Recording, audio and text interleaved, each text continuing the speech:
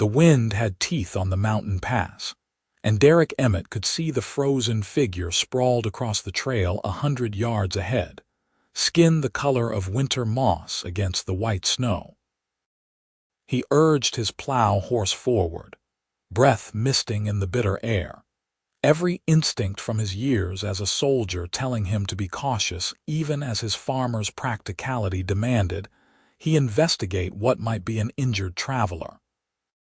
As he drew closer, his heart seized in his chest. The figure was an orc, a young woman by the looks of it, her lips tinged blue and her body curled in on itself against the killing cold. Derrick dismounted quickly, his boots crunching in the snow as he approached. She wore leather armor that had seen better days, torn in places and offering little protection against the mountain weather. Her green skin had taken on a grayish pallor, and when he knelt beside her, he could barely detect the shallow rise and fall of her chest. Small tusks protruded from her lower lip, and her black hair was matted with ice crystals. She was dying, that much was clear. He did not hesitate. Whatever the politics between humans and orcs, whatever the prejudices that infected the valley towns below, up here on this God-forsaken mountain, there was only the choice between saving a life or walking away from it. Derrick had seen enough death in his soldier days to last several lifetimes. He shrugged out of his heavy wool coat, the cold immediately biting through his linen shirt, and wrapped it around the orc woman's trembling form. She did not stir, even as he lifted her with a grunt of effort. She was solid muscle beneath that leather, heavier than a human woman of similar size would be. "Come on, you stubborn creature," he muttered, carrying her to his horse. "Do not die on me now." Getting her onto the horse proved challenging, but eventually he managed to drape her across the saddle in front of him, keeping one arm locked around her waist to prevent her from sliding off. The mare, bless her steady temperament, barely flicked an ear at the unusual burden. Derrick turned the horse back down the trail, abandoning his planned trip to the high pasture. His cabin was 2 miles below, and he prayed to whatever gods might be listening that it was not too far. The ride down seemed to take an eternity. The orc woman remained limp against him, her head lolling against his chest. He could feel how cold she was even through his coat and her armor. Her breathing grew more shallow with each passing minute, and Derrick found himself talking to her, trying to will her to hold on. "Just a bit further now. My cabin is warm, got a good fire going this morning. You are going to be fine, you hear me? You did not survive whatever brought you up that mountain just to freeze to death when help finally arrived." She gave no response, and fear twisted in his gut. He had not saved anyone in a long time. After leaving the army, he had retreated to this remote homestead specifically to avoid the messy business of other people's lives and deaths. Yet here he was, racing against time with a dying orc in his arms. The cabin appeared through the trees like a blessed vision, smoke still rising from its stone chimney. Derrick dismounted clumsily, nearly dropping his charge, then carried her inside and kicked the door shut behind him. The warmth of the interior hit him like a physical force after the mountain cold. He laid the orc woman on the bearskin rug in front of the hearth and immediately began stoking the fire, building it into a roaring blaze. Then came the difficult work of trying to save her. He had some experience with hypothermia from his military days. Soldiers caught in winter campaigns, scouts who stayed out too long in the snow. The key was gradual warming and preventing shock. He stripped away her frozen leather armor, trying not to notice the lean strength of her frame or the scars that marked her green skin. She wore a simple tunic and trousers beneath, both damp with melted snow. Those had to come off too. Derrick's face burned as he worked, keeping his eyes averted as much as possible while still doing what needed to be done. He replaced her wet clothes with one of his own shirts, which hung like a tent on her, then wrapped her in every blanket he owned. He rubbed her hands and feet, trying to restore circulation, and positioned her as close to the fire as he dared. "Come on," he urged again. "Breathe. Stay with me." He heated water and held the cup to her lips, managing to get a few drops into her mouth. Most of it dribbled down her chin, but it was something. Her skin gradually began to lose that terrible grayish cast, returning to a healthier green. Her breathing deepened, became more regular. After what felt like hours but was probably only one, her eyes fluttered open. They were amber, those eyes, shot through with flecks of gold, and they fixed on him with a mixture of confusion and wariness. She tried to speak, but only a hoarse croak emerged. Derrick grabbed the water cup again. "Drink," he said gently, slowly.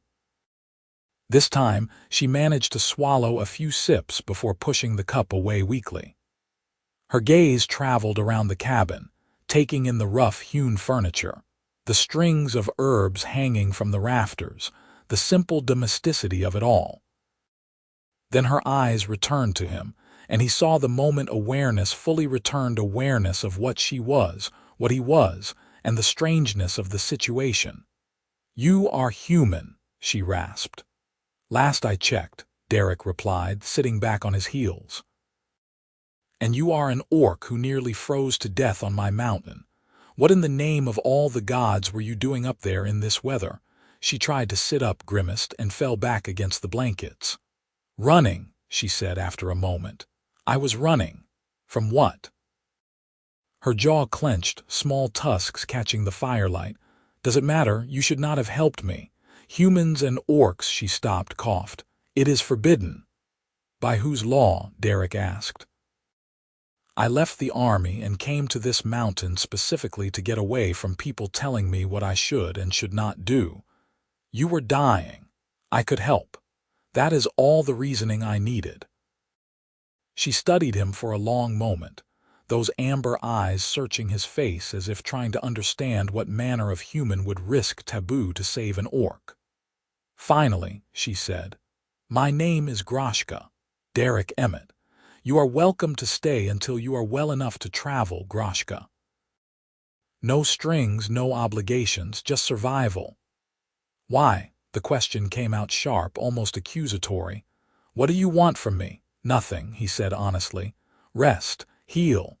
Then you can go back to your running if that is what you choose." She did not look convinced, but exhaustion was clearly winning out over suspicion. Her eyes drifted closed again, and within minutes her breathing had evened out into sleep. Derrick remained sitting beside her for a while longer, watching to make sure she did not take a turn for the worse.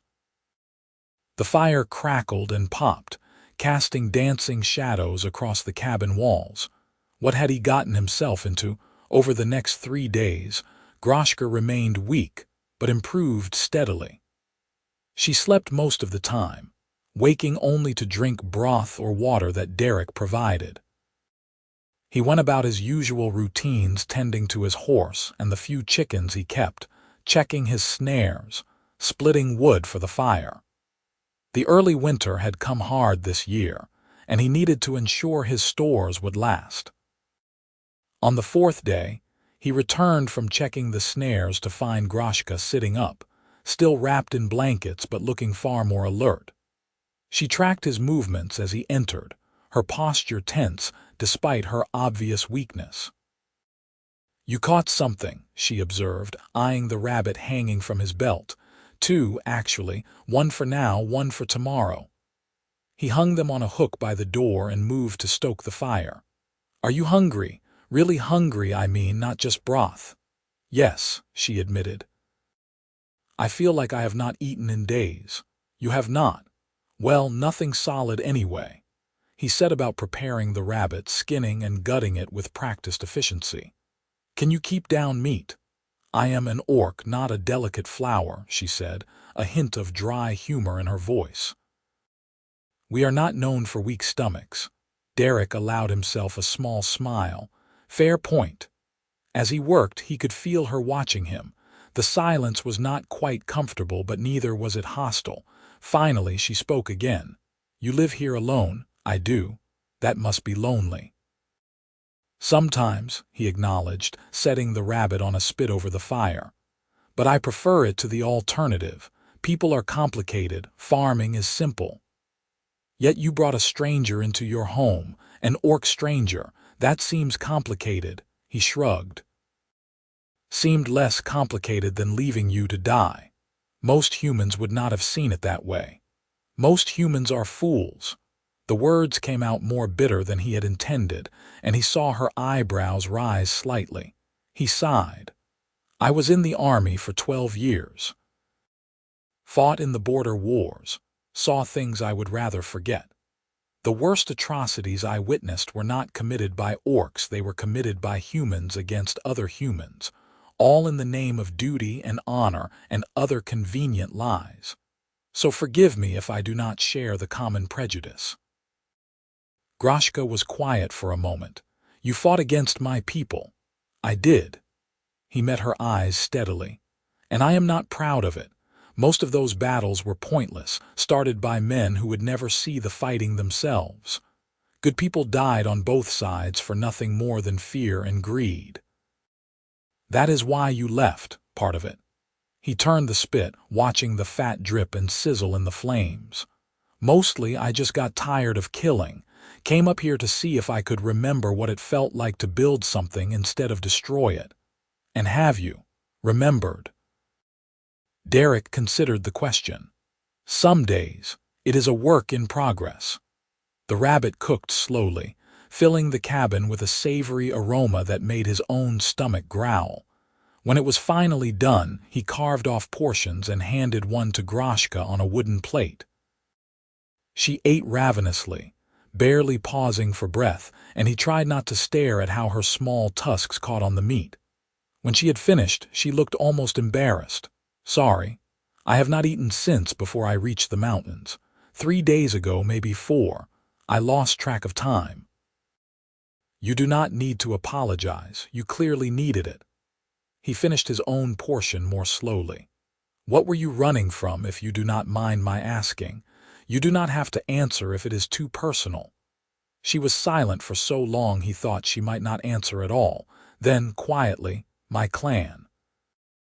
"My family. They hurt you?" "No, not physically." She stared into the fire. "I refused a marriage.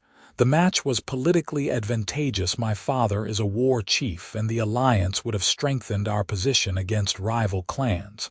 But the male he chose was cruel. I had seen how he treated those weaker than himself, and I wanted no part of it. When I refused, my father gave me a choice: marry or be cast out as clanless, dead to my people. So you chose freedom. I chose not to bind myself to a monster for the sake of politics." Her hands clenched in the blankets. "My mother wept. My sisters begged me to reconsider, but I could not. I would rather die alone on a mountain than live in that cage." Derrick understood that sentiment more than she knew. "You are braver than most, or more foolish." She looked at him then, really looked at him as if seeing him clearly for the first time. "You are strange for a human." "I get that a lot," he said dryly. Despite herself, Groshka laughed, a short, rough sound but genuine. Something in the cabin's atmosphere shifted slightly, the tension easing just a fraction. They were still strangers, still on opposite sides of a cultural divide that ran deep and bloody. But for this moment, in this small space, they were simply two people sharing a meal and a fire.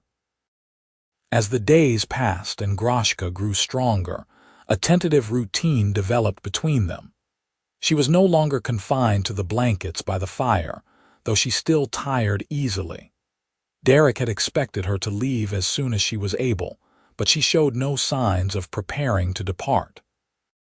He did not press the issue. Truth be told, he found himself oddly reluctant to see her go.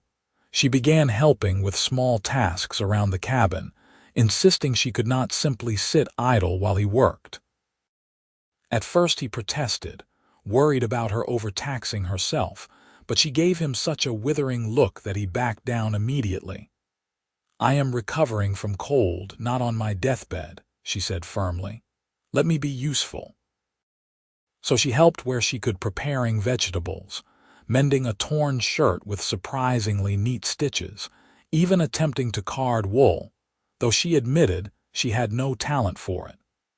Derrick found her presence less intrusive than he had expected.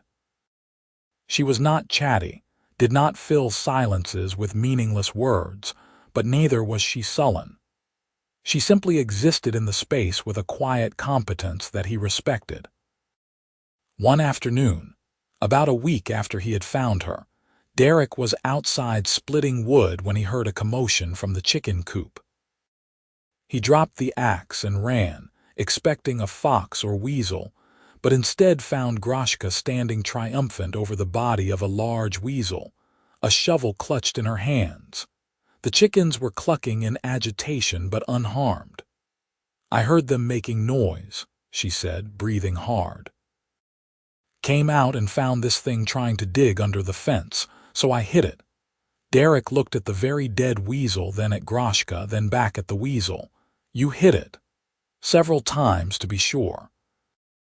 A laugh burst out of him before he could stop it, and then he was laughing properly for the first time in months, bent over with his hands on his knees. Groshka looked at him as if he had lost his mind, which only made him laugh harder. "I am sorry," he gasped finally, wiping his eyes. "It is just you obliterated it. That poor weasel never stood a chance." A grin tugged at the corner of her mouth, transforming her face. "It threatened your chickens, death to all weasels. A motto to live by." He picked up the carcass by its tail. "The pelt will be useful at least." "Good work, Groshka." She looked pleased at the praise, though she tried to hide it. That evening, as they ate a simple stew, she asked him about his farm. "It is small," he admitted. "Just the vegetable garden in summer, the chickens year-round, and old Bess the horse. I trade eggs and vegetables in the valley town for things I cannot make myself: flour, salt, tools. It is not an easy life, but it is mine. Do the townspeople know you live up here? Some do. I keep to myself mostly, and they are happy enough to leave me alone as long as I do not cause trouble. There is an understanding." He paused. "They would not be understanding about you being here, though, just so you know. If you were seen, it could cause problems." Groshka nodded slowly. "I expected as much. Humans do not welcome orcs into their communities." "It goes both ways, though, does not it? Would your people welcome a human into an orc settlement?" "No," she admitted. "Fear runs deep on both sides.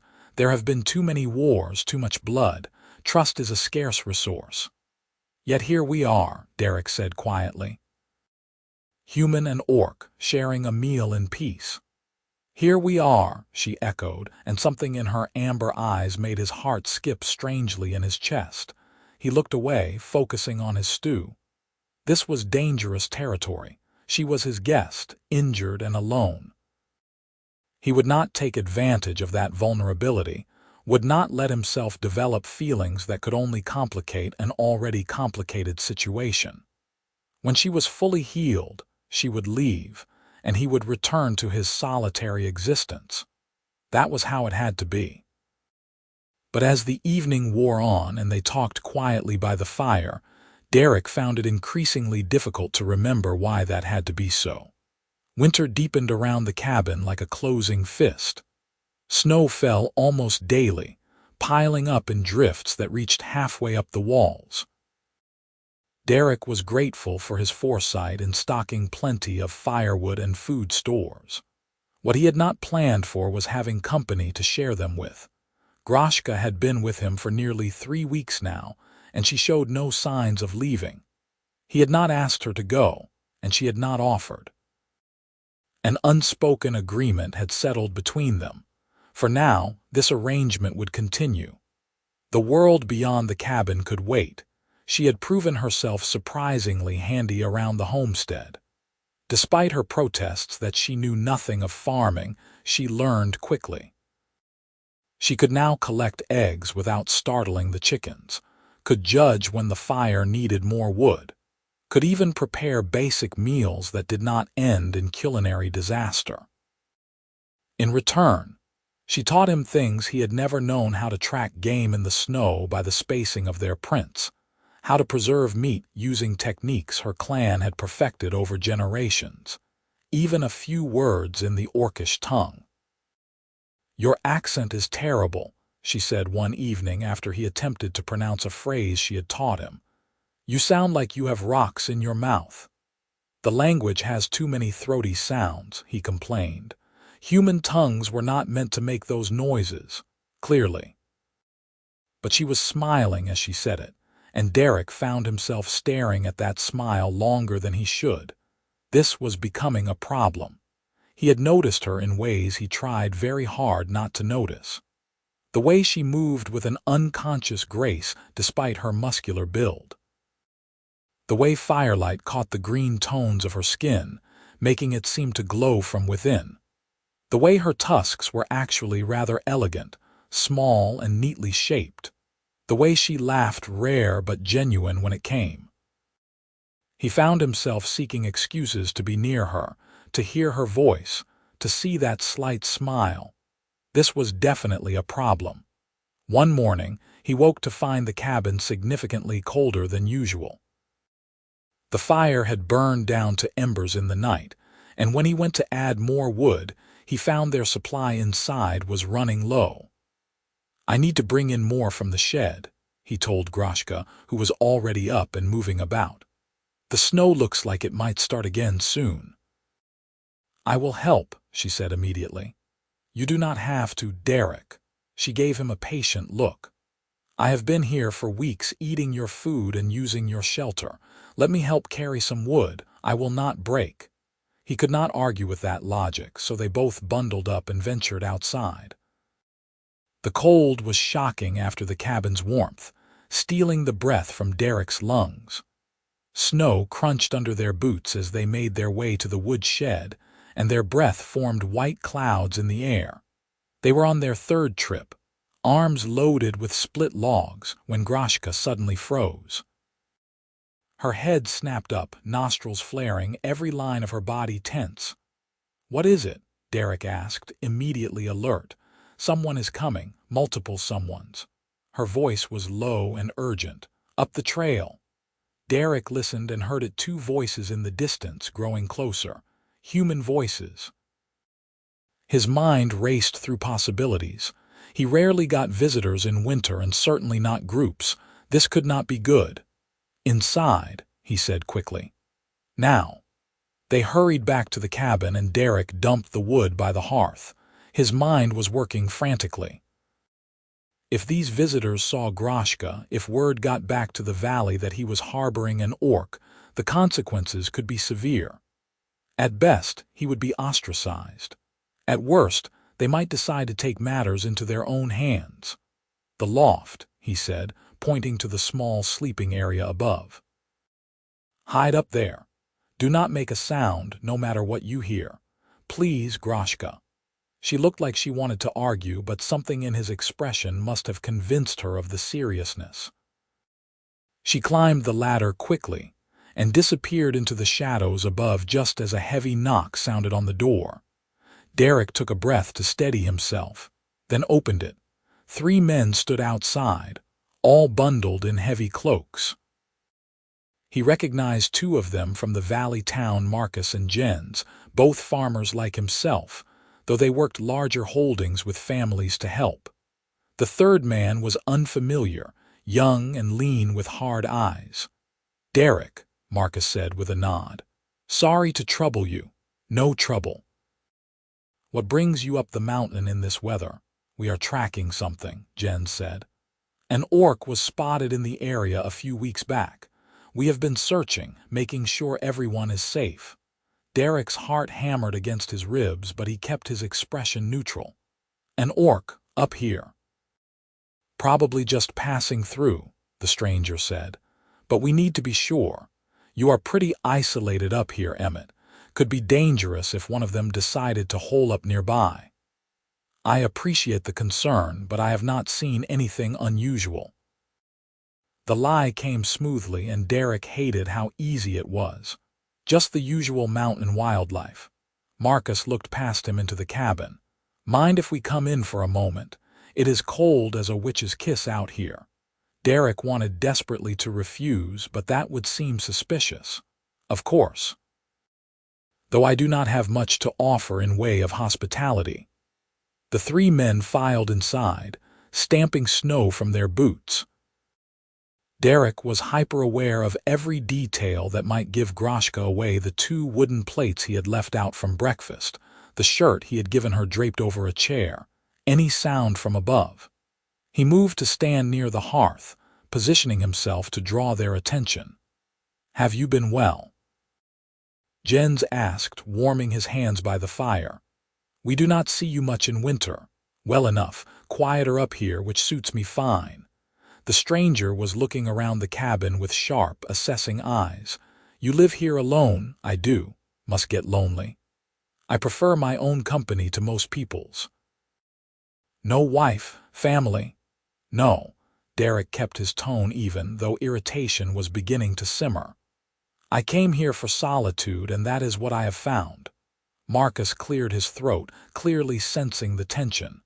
"We should let you be, Derrick. Just wanted to make sure you knew to be on your guard. Orcs are dangerous, even the females.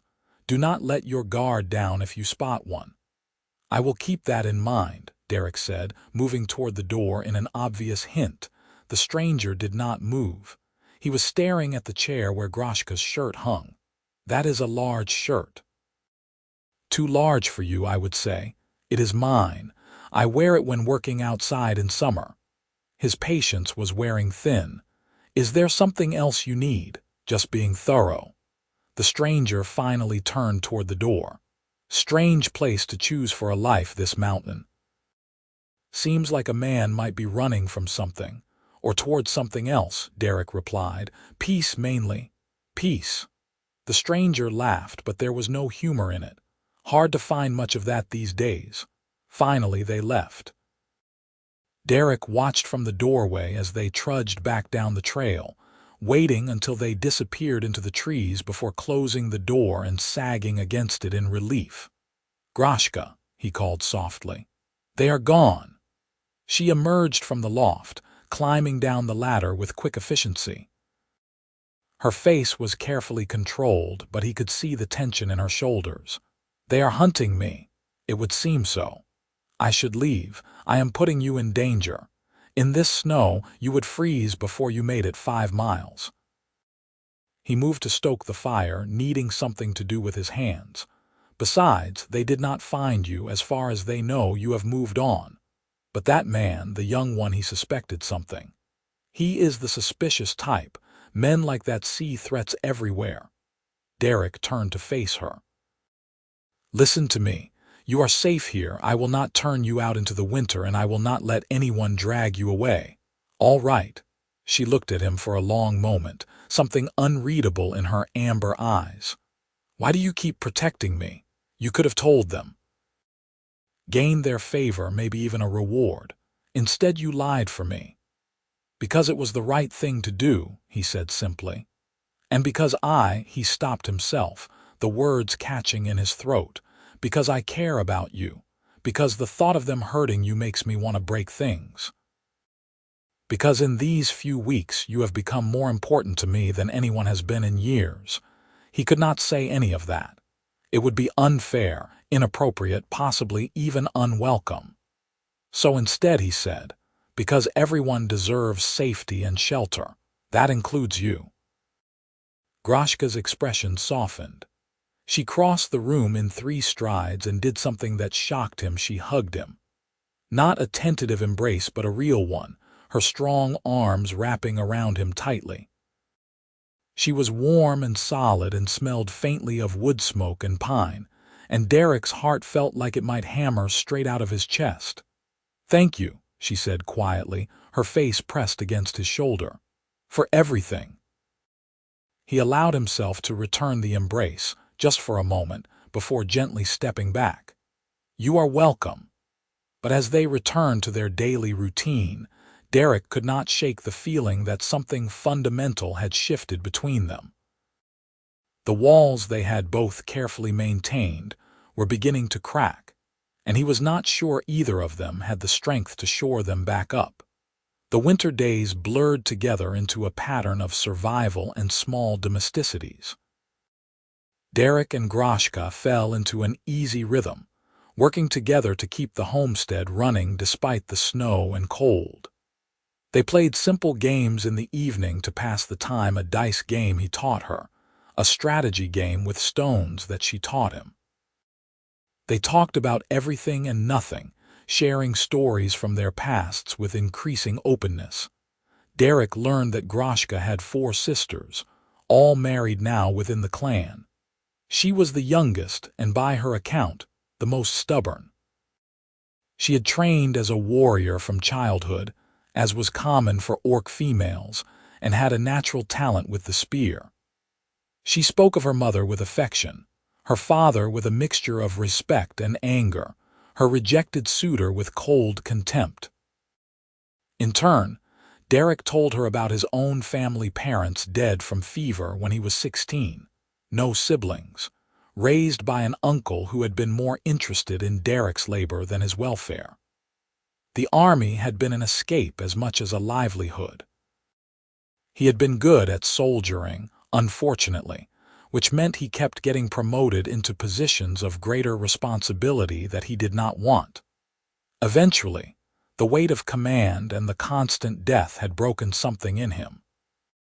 He had served his contracted time and left, taking his savings and finding this remote plot of land as far from war as he could manage. "Do you regret it?" Groshka asked one evening. "Leaving the army?" "Not for a moment," he said firmly. "I regret the years I spent there, the things I did, but leaving was the best decision of my life. Even though it means being alone. I am not alone right now," he pointed out, and she smiled, that small, genuine smile that made his chest ache. As the weeks passed, Derrick became increasingly aware of how much he looked forward to these quiet evenings together. Groshka had become not just a presence in his home but a genuine companion. She challenged him in ways he had not been challenged in years, pushed back when she disagreed with him, made him laugh with her dry observations about his various quirks and habits. "You organize your tools obsessively," she noted one day, watching him return each implement to its precise place in the shed. "I have seen military armories with less rigid systems. Everything has its place," he said defensively. "That way I always know where to find it. It is also deeply strange. You do not have to live here. Where else would I go?" The question was light, teasing, but something in it made them both pause. Where else, indeed? The unspoken truth hung between them. She could not return to her clan, could not risk traveling to another orc settlement without clan markings, and could certainly not walk into a human town. She was, effectively, as isolated as he was. The difference was that she had not chosen this isolation, it had been forced upon her. "You can stay as long as you want," Derrick said quietly. "I mean that. This does not have to be temporary if you do not want it to be." Groshka looked at him, really looked at him, and he saw vulnerability in her amber eyes. "What are we doing, Derrick?" "I do not know," he admitted, "but I know I am glad you are here. Even though I am an orc, especially because you are you." She was close enough that he could see the flecks of gold in her eyes, the fine texture of her green skin. His hand moved almost of its own accord, reaching up to brush a strand of black hair from her face. She did not pull away.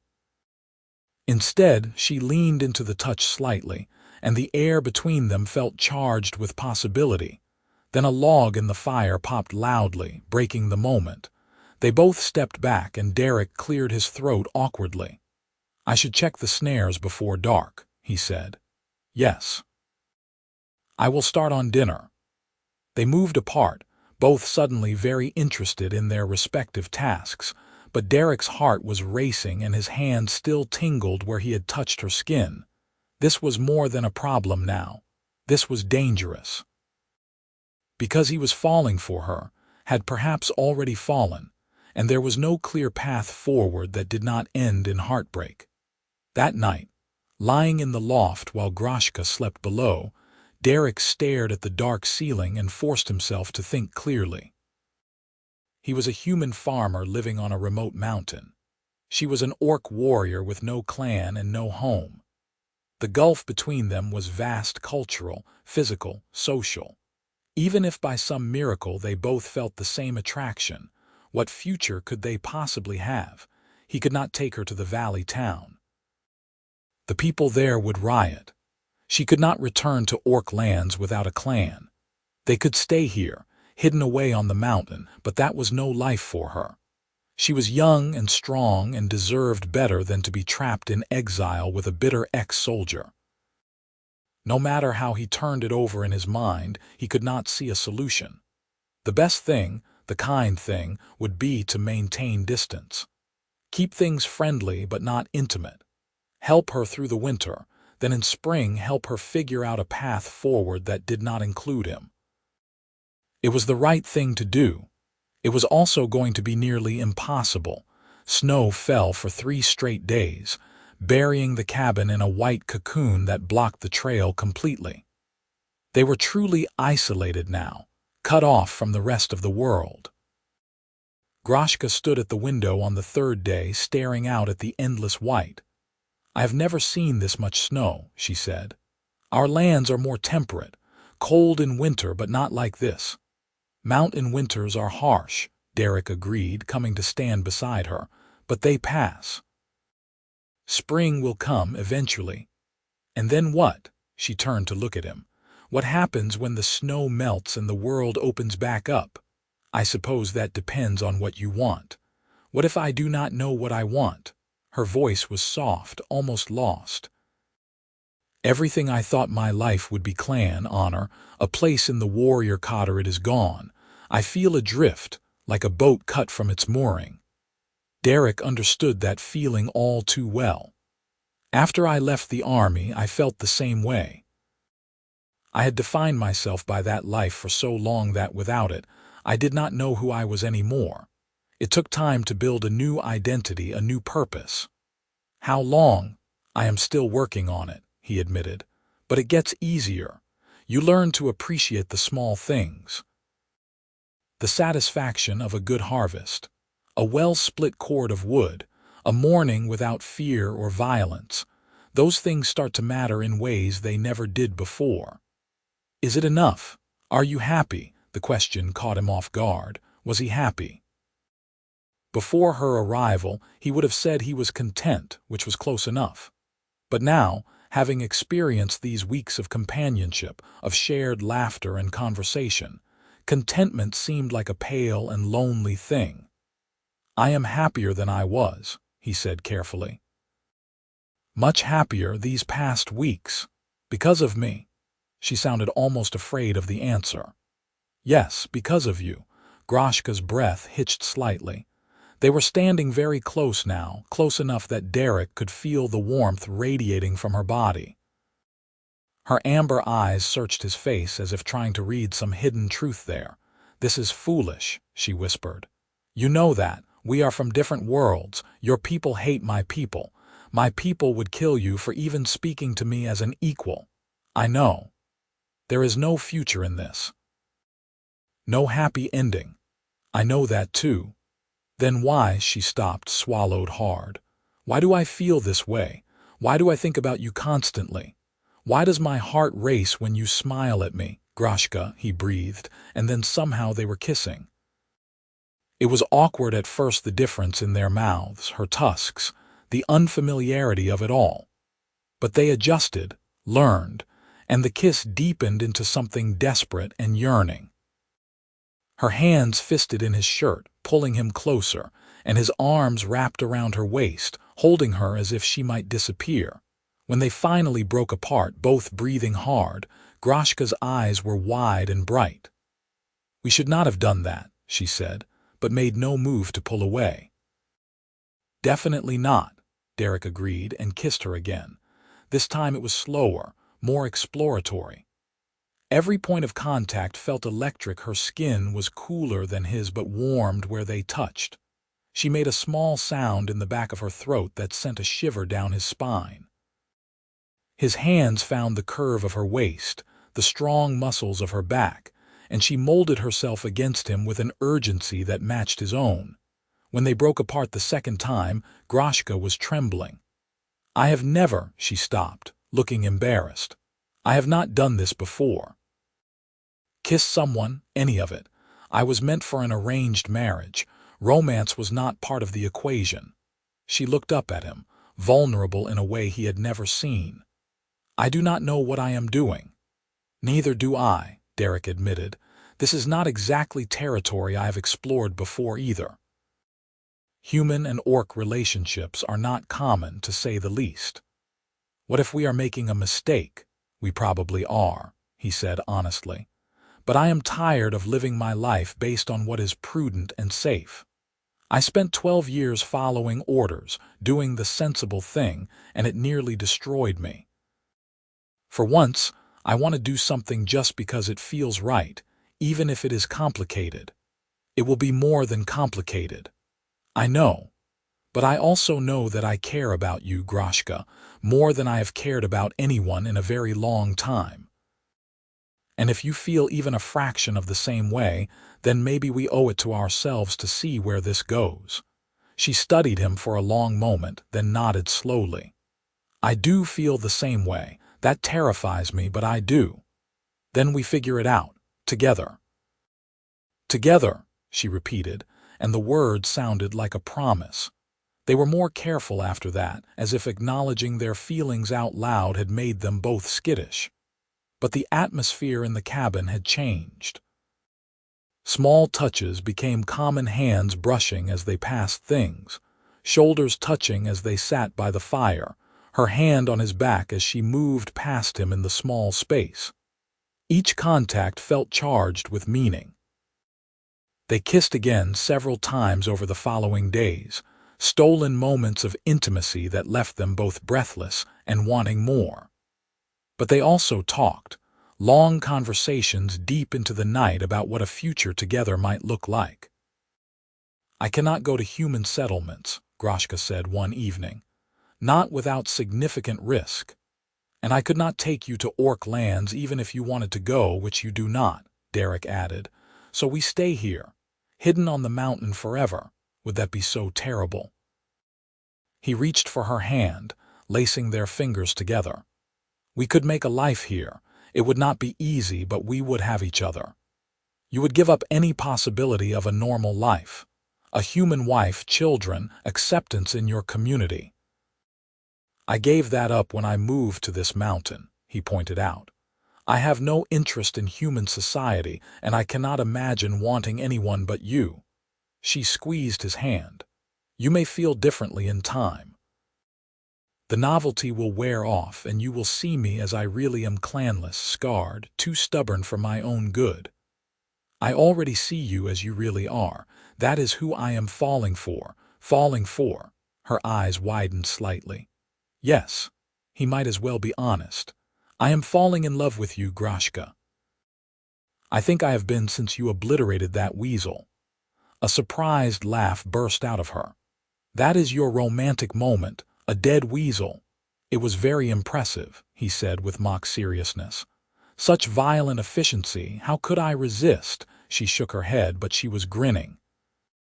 Then her expression grew more serious. "I am falling for you too. I did not think it was possible. Everything I was taught said humans were the enemy, not to be trusted. But you have shown me nothing but kindness. You saved my life, sheltered me, protected me, and asked nothing in return. How could I not love you?" The word hung in the air between them, huge and terrifying and wonderful. "So we are doing this?" Derrick asked. "Really doing this?" "I suppose we are," Groshka said. "The gods help us both." That night, Groshka did not sleep below by the fire. She climbed the ladder to the loft. and Derrick welcomed her into his bed with gentle hands and a racing heart. They took their time, exploring this new territory together with a mixture of curiosity and tenderness. She was strong and bold but also uncertain, and he tried to be patient, to make sure every step was something she wanted. When she finally fell asleep in his arms, her head pillowed on his chest and her green skin warm against his, Derrick felt a contentment so profound it almost hurt. For the first time in longer than he could remember, he felt like he belonged somewhere, not to a place, but to a person. Whatever challenges lay ahead, they would face them together. Winter's grip finally began to ease as they moved into early spring. The snow started to melt, creating streams of runoff that turned the mountain trails to mud. Derrick knew they would need to start preparing for planting season soon, and that meant eventually making a trip to the valley town for supplies. The thought filled him with anxiety. Keeping Groshka hidden during a brief visit from suspicious farmers was one thing. Making regular trips while she remained at the cabin was another. Eventually, someone would get curious. Someone would investigate. He shared his concerns with Groshka one morning over breakfast. "I need seeds and some tools that need repair, things I cannot make or grow myself. But I do not like leaving you here alone, and I definitely cannot bring you with me." "I can take care of myself," she said firmly. "I am a trained warrior, Derrick. I can handle a day or two alone." "I know you can. But if those men come back looking around while I am gone, then I hide. We have planned for this." They had indeed discussed contingencies. There was a small cave about a quarter-mile from the cabin, concealed by trees and difficult to access.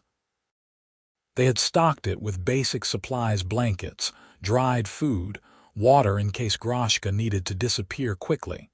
It was not perfect, but it was something. "I still do not like it," he admitted.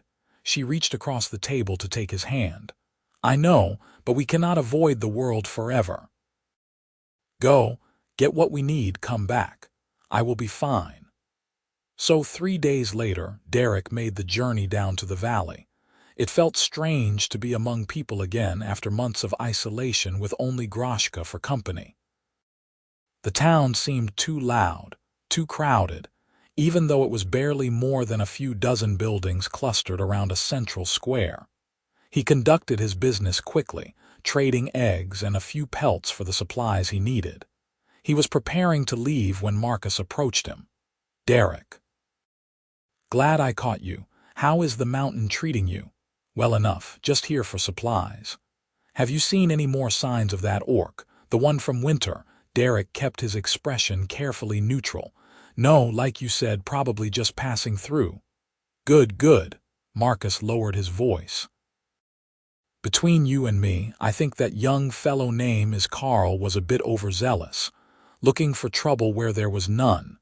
But the captain of the militia wanted to be thorough. You know how it is." "I understand. Better safe than sorry." "Exactly. Anyway, you take care up there. If you need anything, you know where to find us."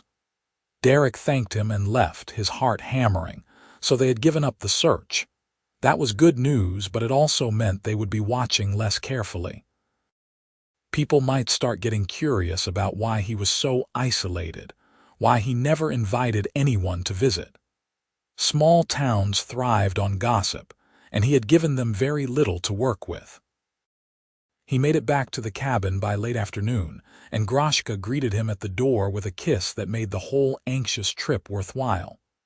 "How did it go?" she asked, helping him unload the supplies. "Fine. The search for you seems to have been called off, which is a relief. But we still need to be careful, always." She paused, then said carefully, "I have been thinking while you were gone." "About what?" "About the future, our future." She took a breath. "We cannot live in hiding forever, Derrick. Eventually someone will discover me, or we will make a mistake, and then everything will fall apart. We need a real plan." "What kind of plan?" "I do not know yet. But there has to be somewhere we could go, somewhere that might be more accepting. There are border regions where humans and orcs trade, are there not? Places where contact is more common. Derrick nodded slowly. There are trading posts on the frontier. Rough places, mostly frequented by merchants and trappers who care more about profit than politics. We would still face prejudice, but maybe less outright hostility. Could we go there, start over? It would mean leaving this place, leaving everything I have built here. I know what I am asking, Groshka said quietly, and if you cannot do it, I understand. But I need to know if there is a possibility of a real future for us, or if this is just a beautiful moment stolen from time. He pulled her close, wrapping his arms around her. It is not just a moment. I want a real future with you, Groshka. If that means leaving this mountain, then that is what we will do. You would really do that. Leave your home. You are my home now, he said simply. Everything else is just a place. She buried her face in his neck, and he felt dampness on his skin. I love you, she whispered. I love you too. They spent the rest of the day planning. Derrick had some savings from his army years, enough to fund a journey and set them up somewhere new. The frontier posts were several weeks' travel to the east, through mountain passes and wild country. It would be dangerous, especially traveling with an orc, but if they were careful, it was possible. We should wait until early summer, Derrick suggested. Let the mountain passes clear fully, give me time to sell or trade what I cannot carry. We will need to be well supplied for the journey. Summer, Groshka agreed. That gives us a few months to prepare. That night, as they lay tangled together in the loft, Derrick felt a mixture of fear and excitement. He was giving up his solitary existence, his carefully constructed escape from the world. But he was gaining something infinitely more valuable, a partner, a future, a chance at genuine happiness. Whatever came next, they would face it together. Spring transformed the mountain. Snow gave way to mud, which gave way to green shoots pushing through the earth. Derrick worked the garden plot, preparing soil and planting seeds while Groshka learned the rhythms of farm work. She had a natural aptitude for it.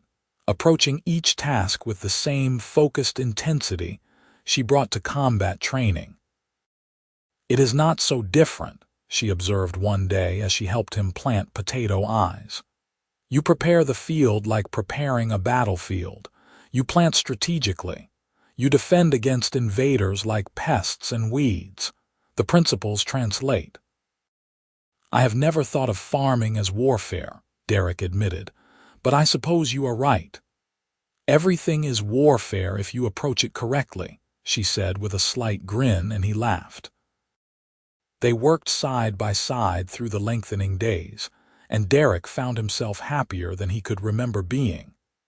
This was what he had imagined when he first came to the mountain: peaceful labor, tangible results, a life built by his own hands. But having Groshka to share it with made all the difference. Tasks that had been solitary drudgery became opportunities for conversation and companionship. Work was lighter when it was shared. In the evenings, they continued planning for their departure. Derrick began quietly trading away or selling items he could not take: extra tools, surplus stores, even some of the furniture. He told people in the valley he was thinking of moving further into the mountains, seeking even more isolation. They thought him eccentric but did not question it too closely. One evening in late spring, as they sat outside watching the sunset paint the sky in shades of orange and pink, Groshka said, I have been thinking about names. Names. If we are going to the frontier posts, we will need a story. A past that makes sense. I cannot use my clan name anymore, but Groshka is clearly orcish. I will need something that explains why I am with a human. Derrick considered this.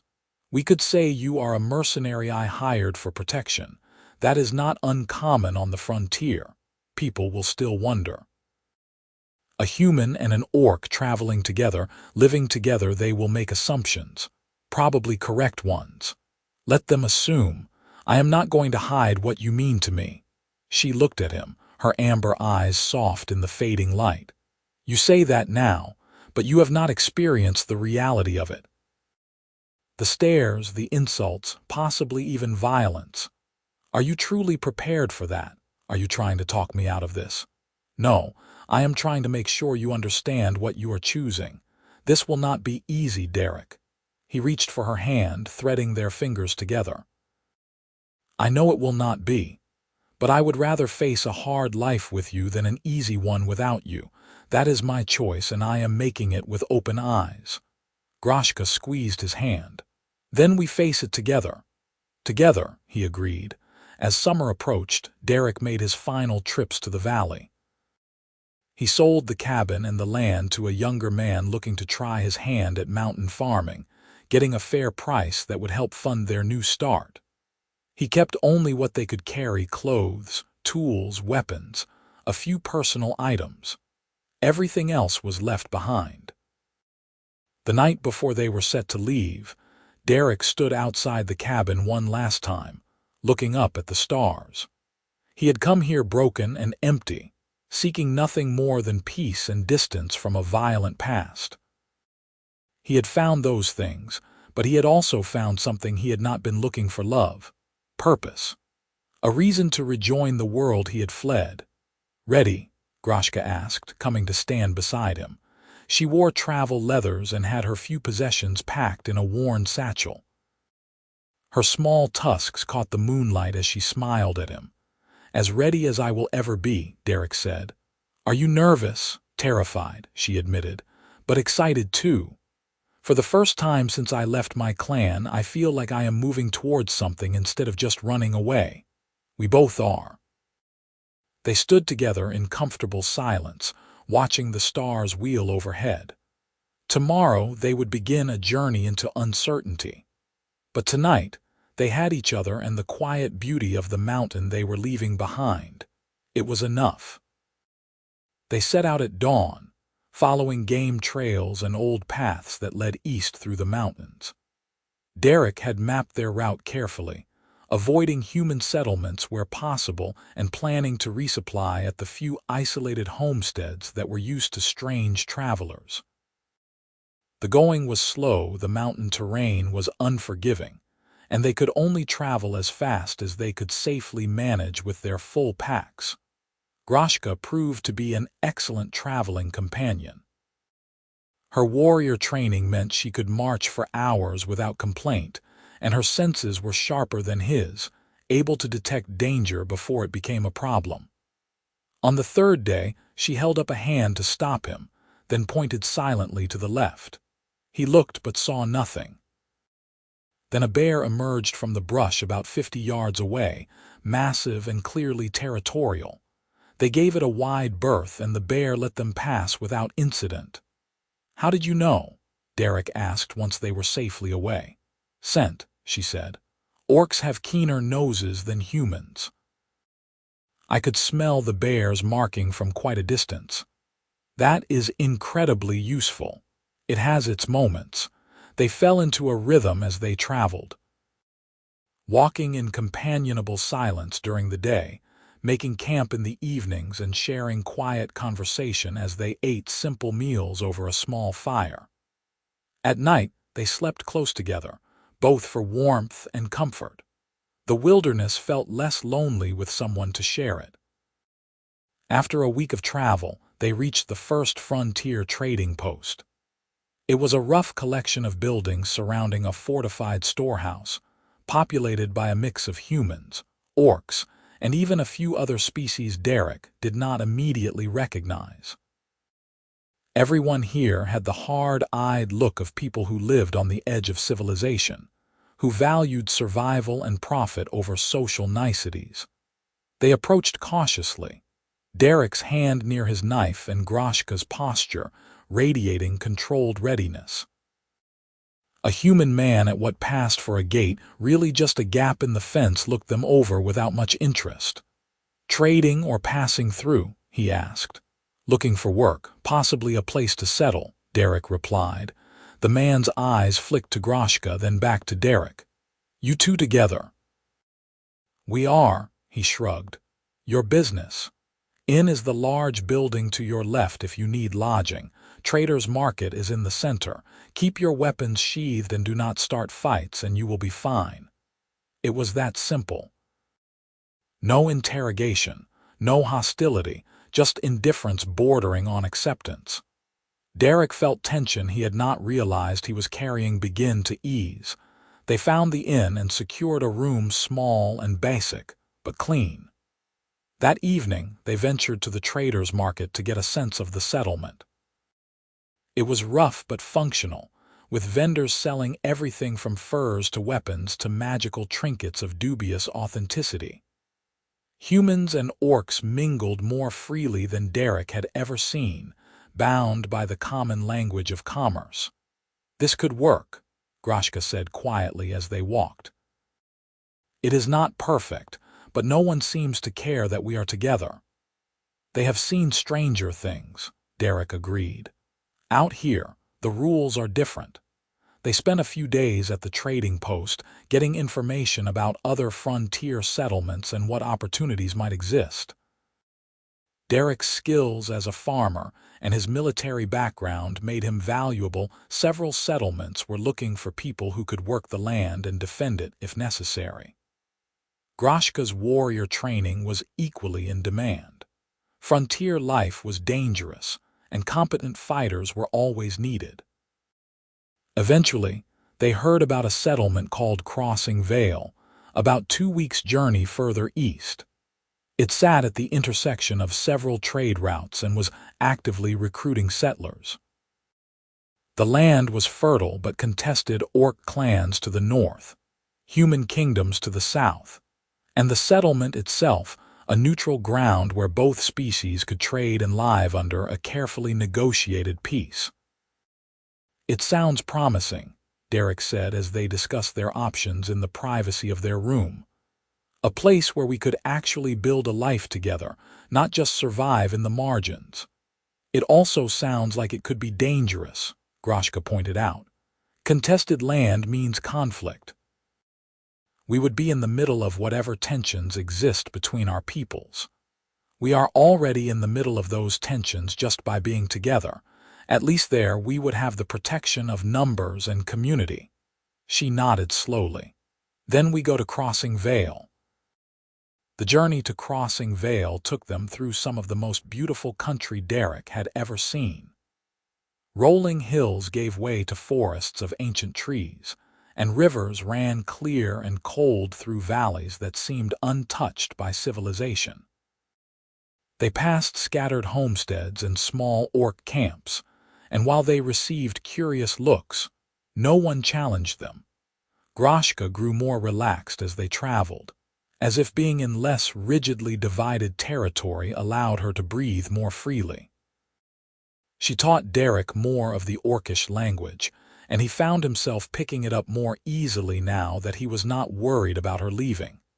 They talked about everything and nothing: childhood memories, favorite foods, dreams for the future.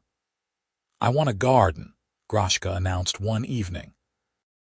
"A real one, not just vegetables for eating but flowers too. My mother kept a garden and I always loved it, the colors and scents." "Then we will have a garden," Derrick promised. "Whatever else happens, we will make sure you have that." "What do you want for our future?" He thought about it. "Honestly, I just want peace. I want to wake up next to you, do honest work, and go to sleep knowing that tomorrow will be largely the same. No grand ambitions, no desire for wealth or status, just a quiet life with the person I love." "That sounds perfect," she said softly. When they finally crested the last hill and saw Crossing Vale spread out in the valley below, Derrick felt a surge of hope. The settlement was larger than he had expected, with perhaps 200 buildings arranged in a rough grid. Fields surrounded the main structures, green with growing crops. In the distance, he could see orchards and what looked like a lumber mill. It was a real community, not just a rough frontier camp. They made their way down into the valley, drawing curious but not hostile looks from the people they passed. Humans and orcs worked side by side in the fields, and he even saw what appeared to be mixed families, human and orc children playing together without apparent conflict. The settlement's administration was run by a council of elders, both human and orc. Derrick and Groshka presented themselves at the main hall and explained their situation, a human farmer and an orc warrior looking to settle and contribute to the community. The council members asked practical questions about their skills and resources, showing no concern about their relationship. "We can offer you a plot of land on the eastern edge of the settlement," one of the human council members said. "It is undeveloped, but the soil is good. You would need to build your own structures and clear the land, but you would own it outright once you have established a functioning homestead." "That sounds more than fair," Derrick said, barely able to believe their luck. An orc council member, an older female with gray streaking her black hair, looked at Groshka appraisingly. "You have warrior training." "Yes, elder. 5 years in my clan's cotter before I was cast out." "We can always use fighters for patrol rotations. The pay is not grand, but it would supplement whatever you earn from farming. Are you interested?" Groshka glanced at Derrick, who nodded encouragingly. "Yes, I am interested." "Good. Report to the barracks tomorrow morning. We will assess your skills and fit you into the rotation." It was decided that quickly. They were given directions to their plot of land and a list of resources. The settlement could provide basic building materials, seed for planting, access to the communal well. The rest they would have to manage themselves. That evening, as they stood on their new land watching the sunset, Groshka said, "I cannot believe this is real. A place where we can just be ourselves together without hiding." "It is real," Derrick assured her, wrapping his arm around her waist. "We did it. We found our place." "Our place," she repeated, leaning into him. "I like the sound of that." The next months were filled with hard work. They built a small cabin using timber from the settlement's mill, simple but sturdy, with a loft for sleeping and enough room for living. Derrick cleared and planted fields while Groshka began her rotation with the settlement's defense force. The other fighters, both human and orc, accepted her based on her skills rather than her background. She came home each evening tired but satisfied in a way he had never seen before. "They treat me as an equal," she told him one night as they ate dinner in their completed cabin. "Not as a human's pet or a curiosity, but as a fellow warrior. I had forgotten what that felt like." "You have earned it," Derrick said. "You are damn good at what you do." "So are you." "The fields are already producing. People have noticed." It was true. Their plot was becoming productive more quickly than most, and other settlers had begun asking Derrick for advice. He found himself enjoying the role of mentor, sharing the knowledge he had accumulated through his years on the mountain. He was building something here, not just for himself, but for the community. They settled into a life that felt remarkably normal despite its unusual foundation. They worked during the day, ate together in the evening, and spent nights wrapped in each other's arms. They made friends among the other settlers, a human couple who ran the general store, an orc family who had a farm adjacent to theirs, a grizzled half-orc trader who supplied them with goods from the larger trading posts. One evening, about 6 months after their arrival, Derrick was working on repairing the fence around their garden when Groshka came home early from patrol. She looked nervous, which was unusual for her. "Is everything all right?" he asked, setting down his tools. "Yes. I just needed to talk to you about something." She fidgeted with the strap of her weapon harness. In orc culture, when two people decide to commit to each other permanently, there is a ceremony, a bonding ritual. It is similar to human marriage but with different traditions. Derrick's heart began to race. All right. I have been thinking about it, about us. We have built a life here together, a real life, and I want to make it official in whatever way makes sense for us. She looked at him, vulnerability clear in her amber eyes. I want to bond with you, Derrick. Permanently, if you want the same thing. Joy flooded through him, so intense it was almost painful. Yes, God's yes, I want that more than anything. Her face lit up with a smile so bright it took his breath away. Then she launched herself at him, and he caught her, spinning her around as she laughed. When he set her down, they were both grinning like fools. So how does this work? Derrick asked.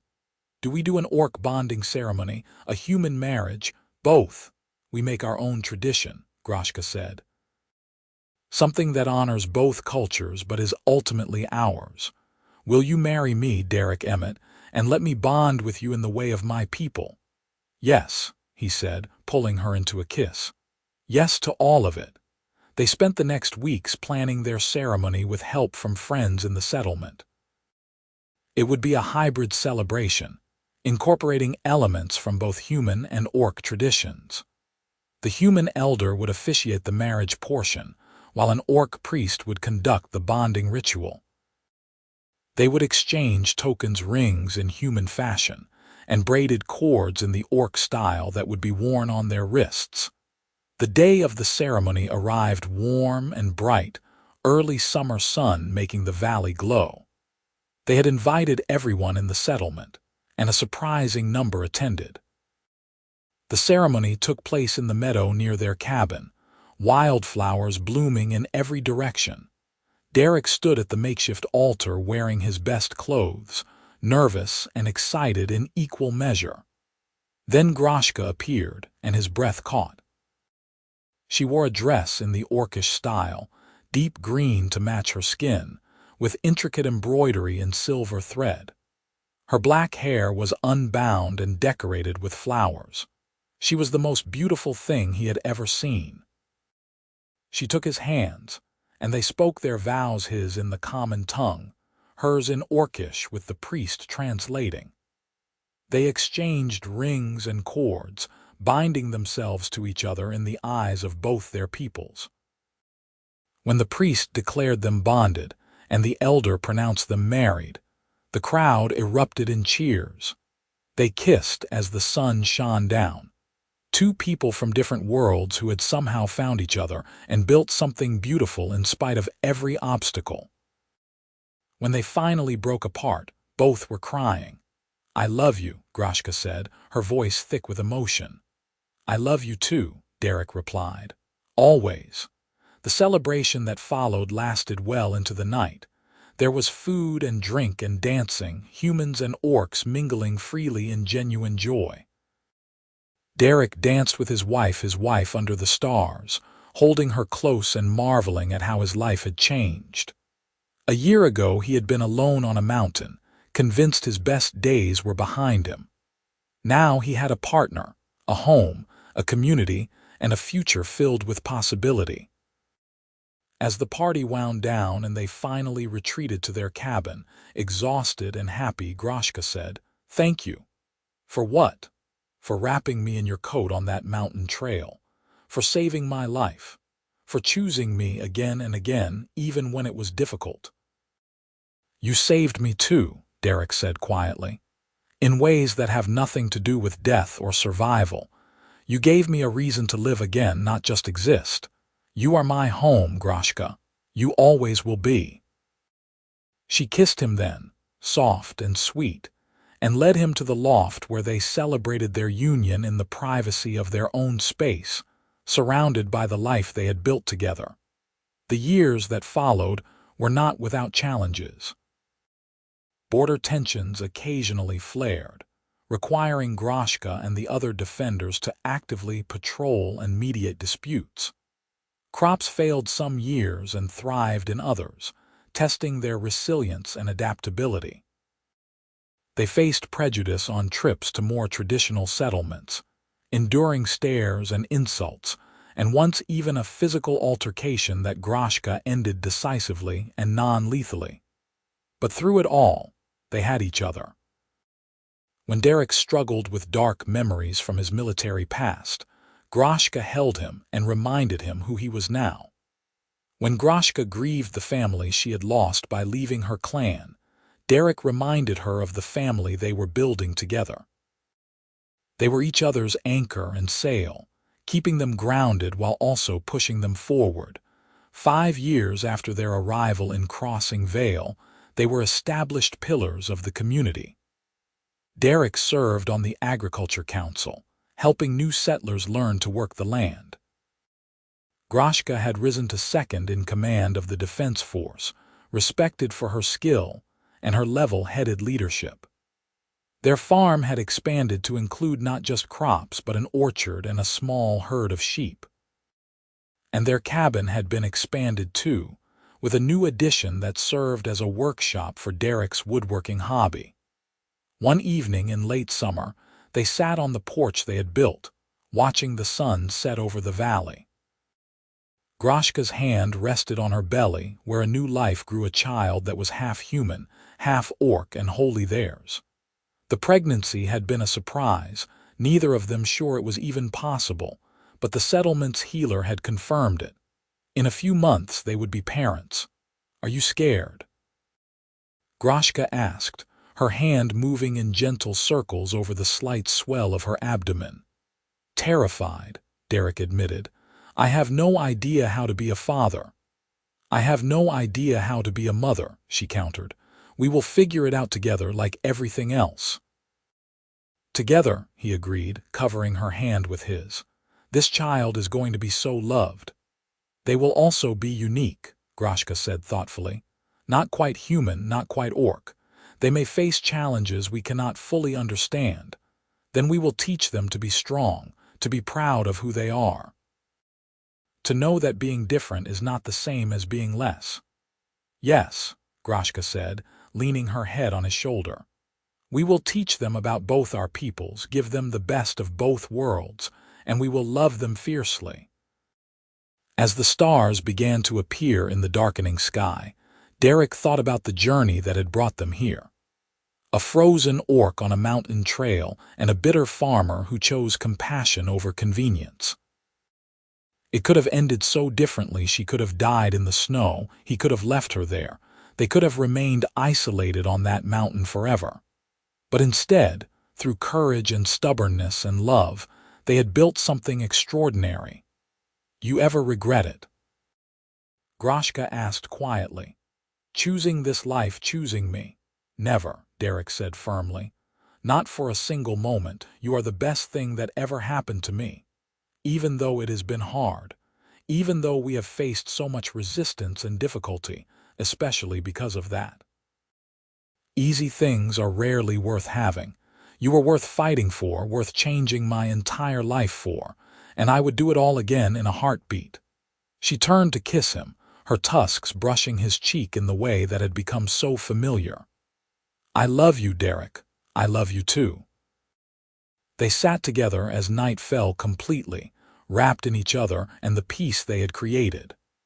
Tomorrow would bring new challenges. There would be crops to tend, patrols to run, preparations for the coming child. But tonight, there was only this. Two people from different worlds, bound together by choice and love and the determination to build a future that had room for both of them.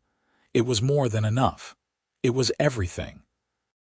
Their daughter was born on a crisp autumn morning, arriving with a lusty cry that announced her presence to the world. She had her mother's green skin and small tusks, but her father's brown eyes and gentle features. They named her Mara, a name that worked in both Orcish and human tongues, and from the moment Derrick held her tiny body in his arms, he understood a new kind of love entirely. "She is perfect," he whispered, tears streaming down his face. "She is," Groshka agreed, exhausted but radiant. "She is ours." Raising Mara brought new joys and challenges. The settlement embraced her as they had embraced her parents, but they knew that beyond their accepting community, The world would not always be kind to a half-orc child. So they made sure to teach her early and often about both her heritages, about the strength and beauty in being unique. Derrick taught her to plant seeds and tend growing things, to appreciate the quiet satisfaction of nurturing life. Groshka taught her orc fighting forms and the history of her people, instilling pride in her heritage. Together they taught her to read and write, to think critically, to stand up for herself and others. As Mara grew from infant to toddler to child, Derrick and Groshka watched with pride and wonder. She was curious and stubborn and kind, with her father's patience and her mother's fierce determination. She made friends easily among the settlement children, both human and orc, navigating between cultures with an ease that came from being raised in both. One evening, when Mara was about 6 years old, she came home from playing with a troubled expression. Derrick and Groshka exchanged concerned looks. "What is wrong, little one?" Groshka asked, kneeling to be at eye level with her daughter. "Tomas said I am not really orc or really human," Mara said, her small face scrunched in confusion. "He said I am just mixed up. Is that true? Am I mixed up?" Derrick felt anger rise in his chest, but Groshka's hand on his arm steadied him. She cupped Mara's face gently. "You are not mixed up," she said firmly. "You are perfectly made. You are both orc and human, and that makes you special. Your father and I come from different peoples, but we chose each other and built a family. You are the proof that love is stronger than old hatreds and divisions." "Do you understand?" "I think so," Mara said slowly. "But why do some people think it is bad?" "Because people are often afraid of things that are different or new," Derrick explained. "But that fear is their problem, not yours. You are exactly who you are supposed to be, and we love every part of you." Mara seemed to consider this, then nodded. "Okay, can I still go play with Tomas tomorrow?" "If you want to," Groshka said. "But remember that you do not have to accept unkindness from anyone, even friends." "I know." "I told him he was being silly, and then I climbed the big tree faster than he could." Derrick laughed, pride warming his chest. "That is my girl." As Mara ran off to play before dinner, Derrick and Groshka shared a long look. "There will be more of that," Groshka said quietly. "Questions. Challenges. People who will not accept what she is, I know.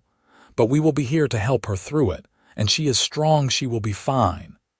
"She will be better than fine," Groshka said with conviction. "She will be extraordinary."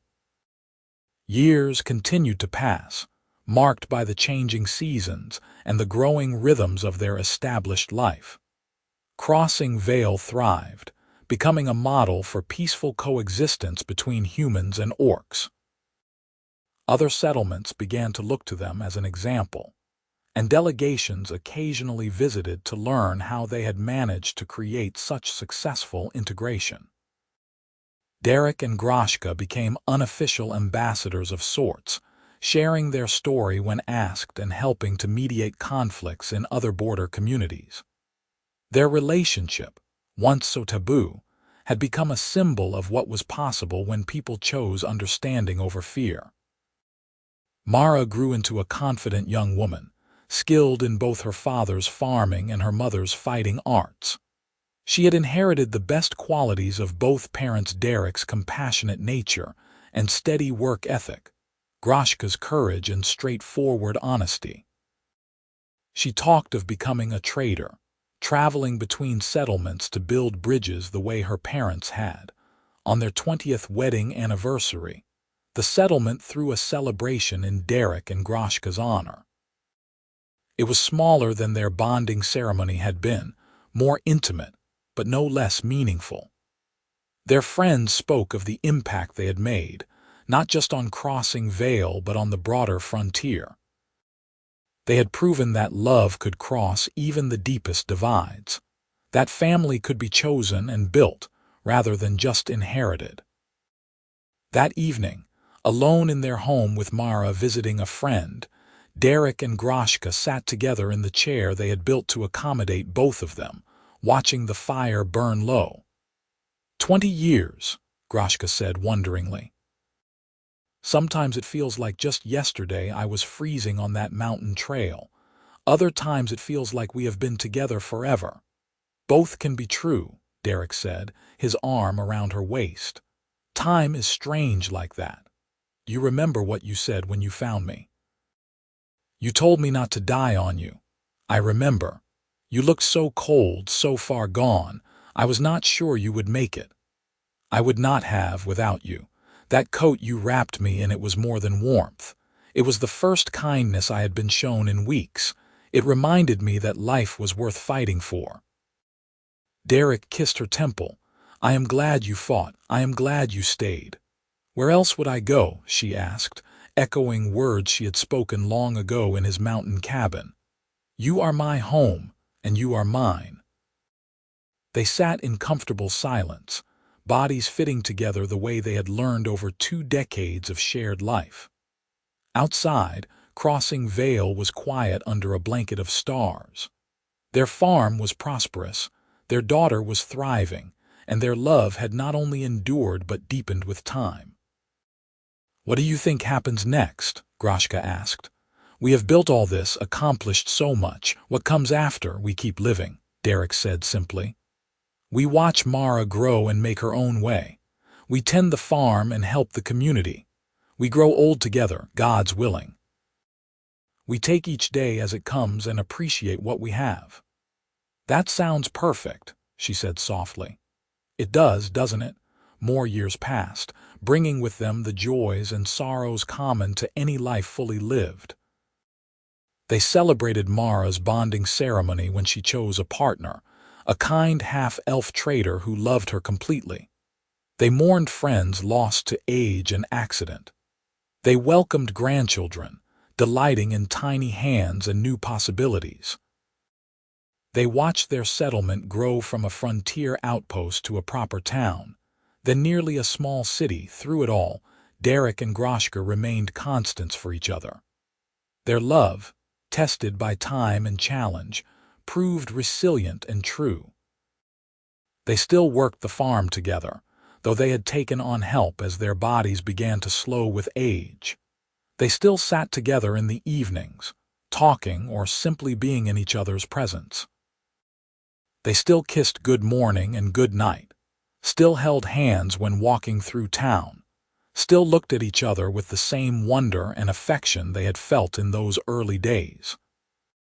When Derrick was 72 and Groshka 68, he fell ill with a sickness that the healers could slow but not stop.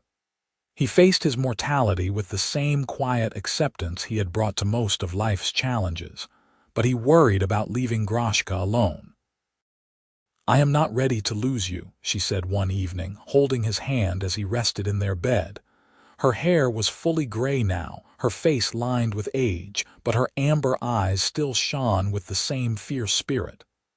I am not ready to go, he admitted, but I have had a good life, the best life. Because of you, we should have had more time. We have had 43 years together. That is more than many people get. I have no regrets, my love. She laid her head on his chest, careful of his frailty. Promise me you will wait for me. Whatever comes after, promise you will wait. I promise, he said, stroking her hair. I will wait forever if I have to. But Derrick fought harder than anyone expected. Whether through sheer stubbornness or Groshka's devoted care, he recovered enough to live several more years, slower and more tired than before, but still present.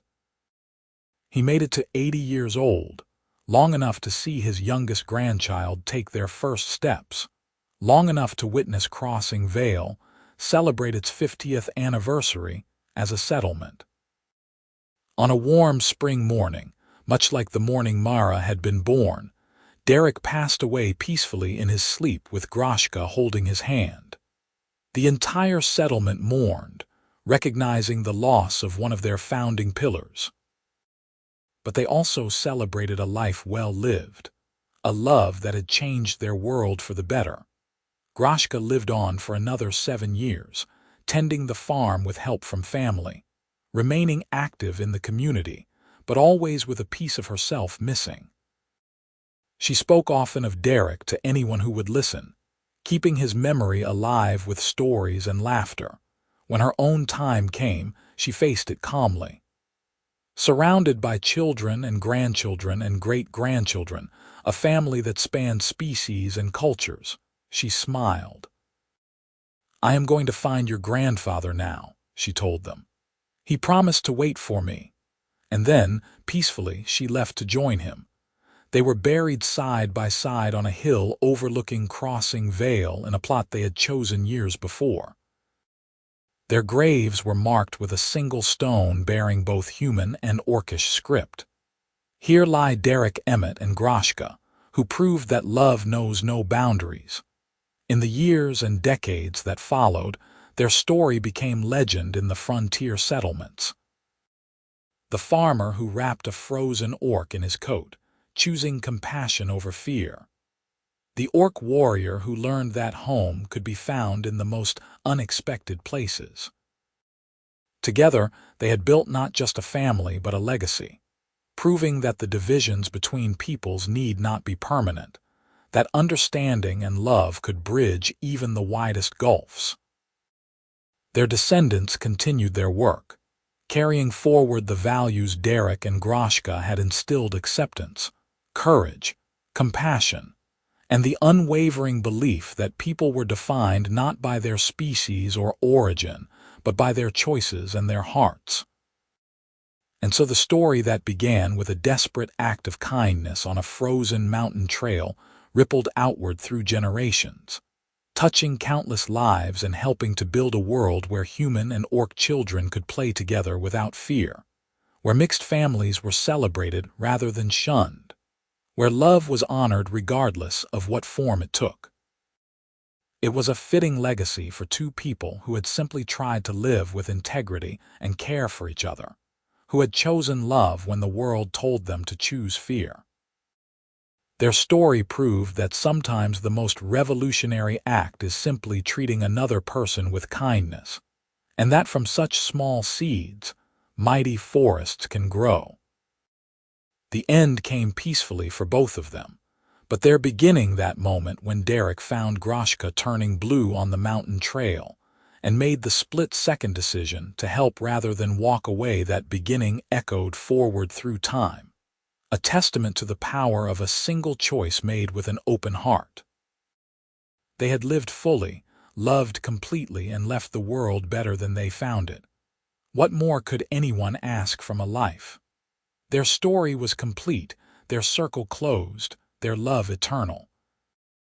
And in Crossing Vale, in the generations of families who carried their blood and their values, Derrick and Groshka lived on, a reminder that courage and compassion could indeed change the world.